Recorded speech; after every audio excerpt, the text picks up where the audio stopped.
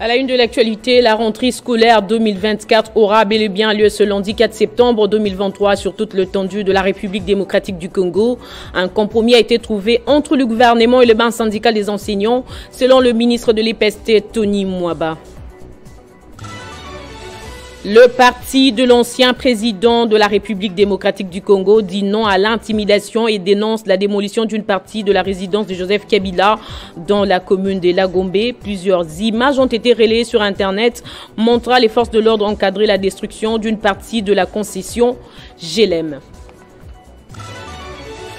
Une délégation interministérielle séjourne à Goma depuis hier. C'est pour reconstituer les faits et comprendre ce qui s'est réellement passé lors des manifestations organisées par une secte mystico-religieuse contre la MONUSCO.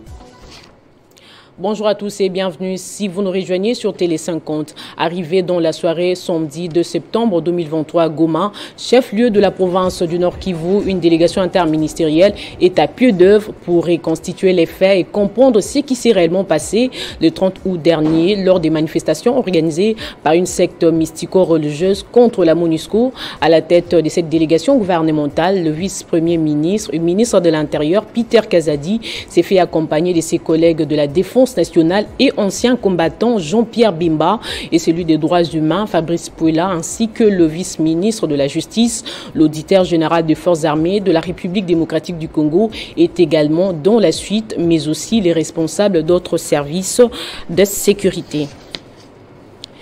Didier Reynders, commissaire européen à la justice, sera en visite en République démocratique du Congo du 4 au 8 septembre prochain. Il s'entretiendra avec le président de la République, Félix Tshisekedi. Les discussions vont porter sur la coopération entre l'Union européenne et la République démocratique du Congo, mais aussi sur la situation sécuritaire dans la partie est du pays. Depuis 2004, l'UE apporte son appui à la réforme du secteur de la justice pour répondre à la demande de justice de la société civile. Je l'ai annoncé au sommaire, la résidence de Joseph Kabila de la commune de Lagombe, connue sous le nom de GLM, a été destituée en partie. Le PPRD et les proches de l'ancien président de la République qui se sont opposés sur place ont dénoncé une intimidation et ont pris à témoin la communauté internationale. On écoute la dénonciation du secrétaire permanent du PPRD. Afin de battre depuis de résidence, il y a un ancien président de la République, l'excellent Joseph Kabila. Et nous, la population, nous disons non, ça ne va pas se passer. Si vous nous voulez qu'il nous tue tous. À la passée du président Kabila, on ne sait pas pourquoi, sans document important, on demande, vous venez de qui? Il dit, nous avons été envoyés par la hiérarchie. La hiérarchie, c'est qui? On dit non, vous demandez au président Tshisekedi.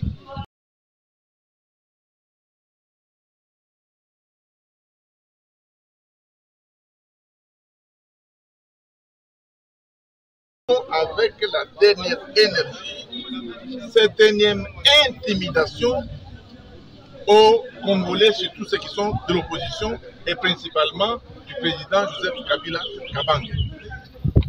Nous demandons donc au pouvoir public en place de respecter les règles, de respecter les lois. Si vous voulez visiter quelqu'un, si vous avez une préoccupation, il faut suivre la procédure. Au lieu de vous présenter comme des gangsters en disant que l'ordre vient non du président Tshisekedi. Nous, on ne peut pas nous intimider comme ça. C'est pourquoi nous sommes ici et nous avons décidé de rester ici jusqu'à ce qu'ils vont nous présenter un document pour venir violer la résidence du président Kabila. Le président Kabila n'est pas ici. Sa femme n'est pas ici. Il n'y a personne ici. Il y a seulement les gardes.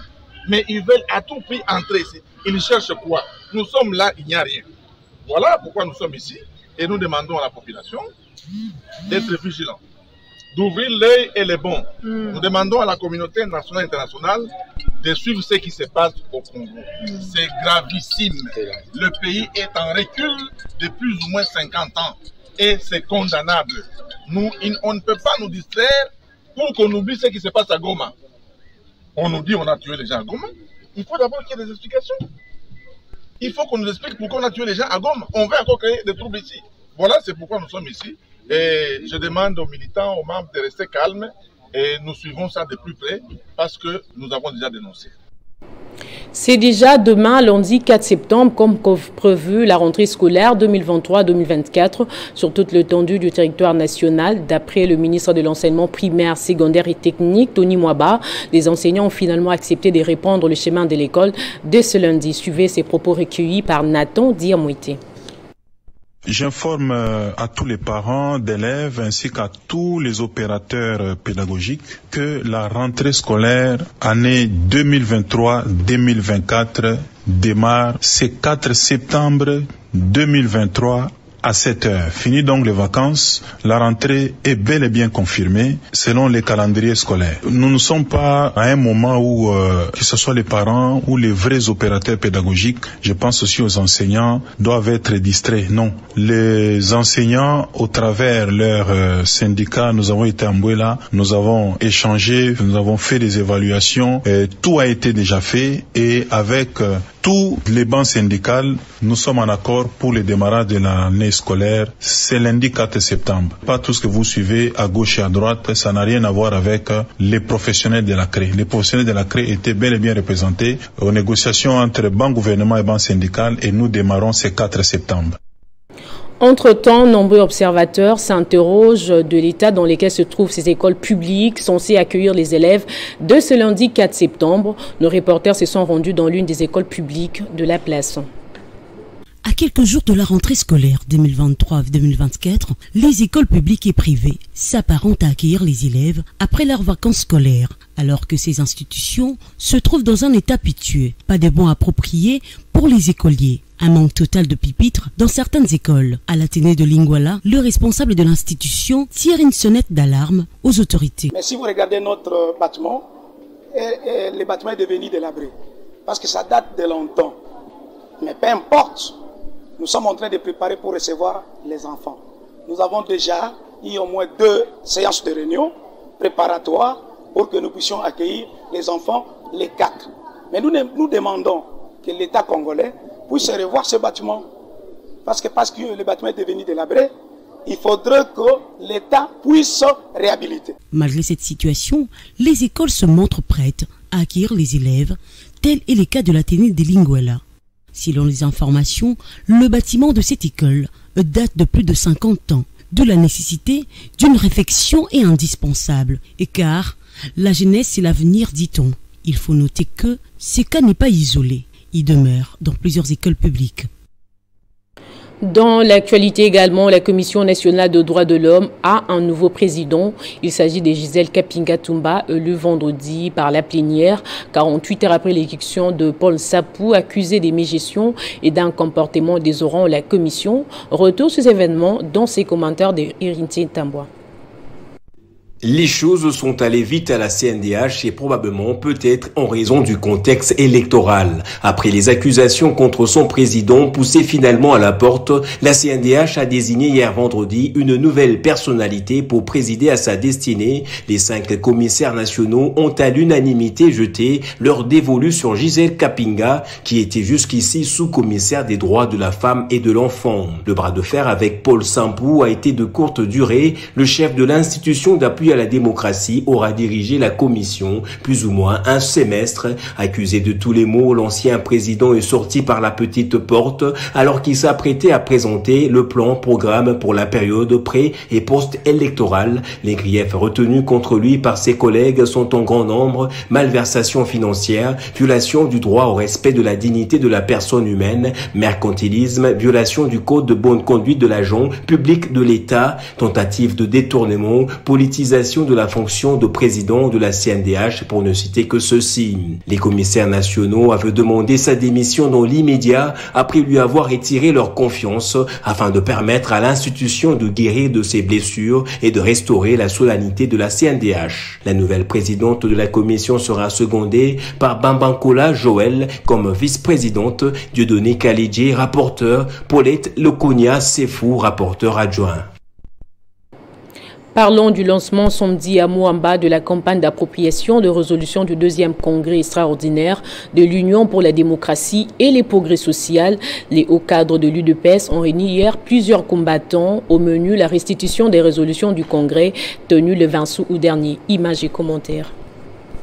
Ceci est l'initiative de Paul Kutungwa Muzungu, directeur des cabinets du président de la CDP, Victor Wakwenda. C'est après avoir été mandaté et pris par active au deuxième congrès extraordinaire pour l'unité du parti. Au cours de cette activité, les hauts cadres de l'Union pour la démocratie et les progrès social, UDPS Tshisekedi, assurant la direction du cabinet du président de la CDP, ont tenu avant tout à rendre hommage au chef de l'État, saluer l'initiative du SG de l'UDPS Augustin Kabouya pour l'organisation de ces congrès tant réclamés par toute la base durant des années, demanda aussi la mise en application des résolutions salvatrices.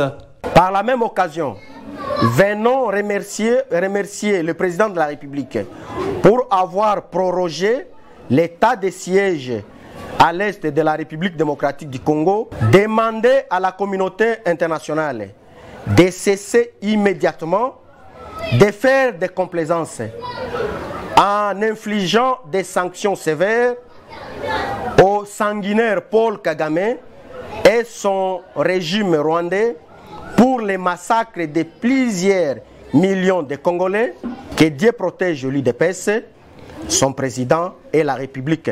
Le but de cette activité, lancement de la campagne d'appropriation des résolutions du congrès extraordinaire de l'UDPS, est de restituer aux combattants du parti les mesures du congrès tenues le 26 août dernier. Après le coup d'État au Gabon, comme prévu ce lundi 4 septembre, le général Brice Oligui Nguema devra prêter serment pour conduire la transition. Entre-temps, l'opposant et candidat malheureux à la présidentielle du 26 août dernier, Albert Ondo Ossa, a appelé ce dimanche à une concertation avec toutes les formations politiques et la société civile avant cette prestation de serment. Albert Ondo Ossa, opposant ultime du président déchu Ali Bongo, ne cesse de réclamer sa victoire aux élections présidentielles du 26 août dernier, malgré les coups d'état militaires après la réélection de son adversaire. Après sa dernière sortie médiatique, Albert Ondo avait prévu initialement le vendredi dernier une concertation avec toutes les organisations de la société civile ainsi que les différentes formations politiques du Gabon. Cette concertation intervient juste après les inquiétudes observées par les opposants quant à la manière dont les militaires s'installent au pouvoir au Gabon ainsi que leur agenda. D'après plusieurs opposants joints par nos confrères de RFI, si Albert Ondo Ossa multiplie les déclarations pour exiger un nouveau décompte de voix, car il est convaincu d'être le vainqueur du scrutin, une voix dissidente s'est fait entendre au sein de l'alternance. Quant à l'ancien Premier ministre Raymond Dong Sima, membre de la plateforme alternance de Albert Ondo, il faut oublier la dernière élection et organiser un autre scrutin sur des nouvelles bases. La plus grande question qui se pose actuellement, est-ce le nouvel homme fort du Gabon Brice Oligui Nguema prêtera-t-il serment comme prévu demain, lundi 4 septembre? Et en sport, pour finir, la Ligue de football de Kinshasa a tenu hier son assemblée générale ordinaire avant le démarrage de la saison 2023-2024. Cette assemblée générale ordinaire a été présidée par Désiré Bonina, président de la LIFKIN, qui a expliqué aux participants les grandes lignes du mandat passé à la tête de cette Ligue de football de Kinshasa. Là, nous sommes en train de fonctionner en mode bonus. Les 4 ans passés à la tête de la Ligue de football de Kinshasa ont permis au comité Bonina de redresser la barre, et cela dans une franche collaboration avec tous les partenaires. Un motif de satisfaction pour celui qui veillait au respect du règlement pour que le football se joue tranquillement à Kinshasa. Pendant les 4 ans que nous avons passés ensemble, nous avons collaboré, nous le comité exécutif, avec la division urbaine qui est notre tutelle politique. Nous avons collaboré avec la Fédération congolaise de football association, qui est notre hiérarchie technique. Nous avons collaboré avec vous, les ententes, qui constituent nos entités subordonnées, nos entités subdélégataires. Et nous estimons de notre part que la collaboration a été franche. Malgré cette bonne volonté d'améliorer les choses, la LIFKIN a été cependant confrontée à quelques difficultés financières, étant donné que le gouvernement provincial n'a pas bien joué sa partition. On n'a pas bénéficié du soutien de notre hiérarchie politique. Et là, je fais allusion directement au ministre provincial en charge des sports, parce qu'on ne l'a pas senti assez. Si pas du tout. La LIFKIN et ses entités subdélégataires n'ont pas senti l'accompagnement de la ville à travers son ministère des Sports. Rappelez-vous, chers amis, que lorsque nous avons commencé notre mandat, nous vous avions dit que notre comité exécutif n'interférera jamais, mais alors jamais, dans la gestion de vos entités. Au cours de cette assemblée générale ordinaire, Désiré Bonina a promis aux entités subdélégataires de ne jamais s'immiscer dans leur gestion au quotidien et a promis de faire plus au cas où ce partenaire lui accordait un nouveau mandat. Les titres à présent. La rentrée scolaire 2024 aura bel et bien lieu ce lundi 4 septembre 2023 sur toute l'étendue de la République démocratique du Congo. Un compromis a été trouvé entre le gouvernement et le banc syndical des enseignants, selon le ministre de l'EPST, Tony Mwaba. Le parti de l'ancien président de la République démocratique du Congo dit non à l'intimidation et dénonce la démolition d'une partie de la résidence de Joseph Kabila dans la commune de Lagombe. Plusieurs images ont été relayées sur Internet montrant les forces de l'ordre encadrer la destruction d'une partie de la concession GLM.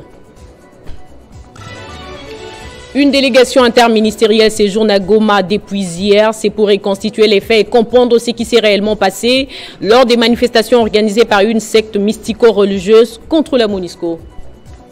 Ainsi se referme cette édition. Merci à vous tous de l'avoir suivi sur Télé 50.